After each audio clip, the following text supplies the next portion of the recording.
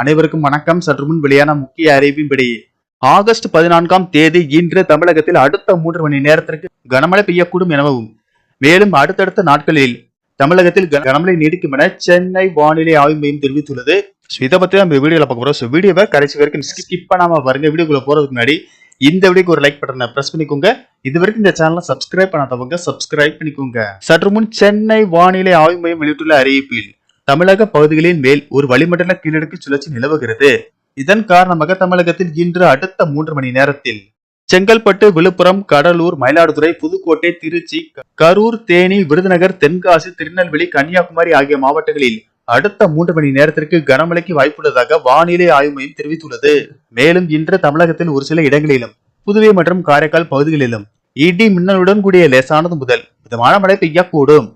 மேலும் கன்னியாகுமரி, தென்காசி, தேனி, திண்டுக்கல், திருப்பூர், நீலகிரி, ஈரோடு, தருமபுரி, கிருஷ்ணகிரி, சேலம், நாமக்கல் மாவட்டங்கள், திருநெல்வேலி மற்றும் கோயம்புத்தூர் மாவட்டங்களின் மலைப்பகுதிகளில் ஓரிரு இடங்களில் கனமழை பெய்ய வாய்ப்புள்ளது. நாளை தமிழகத்தில் அநேக இடங்களில் இடி மின்னலுடன் கூடிய லேசானது முதல் மிதமான மழை பெய்யக்கூடும்.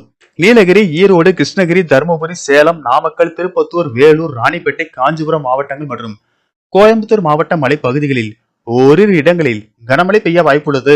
சென்னையை பொறுத்தவரை அடுத்த 24 மணி நேரத்திற்கு வானம் ஓரளவு மேகமூட்டத்துடன் காணப்படும். நகரின் ஒரு சில பகுதிகளில் இடி மின்னலுடன் கூடிய லேசானது முதல் மிதமான மழை பெய்யக்கூடும்.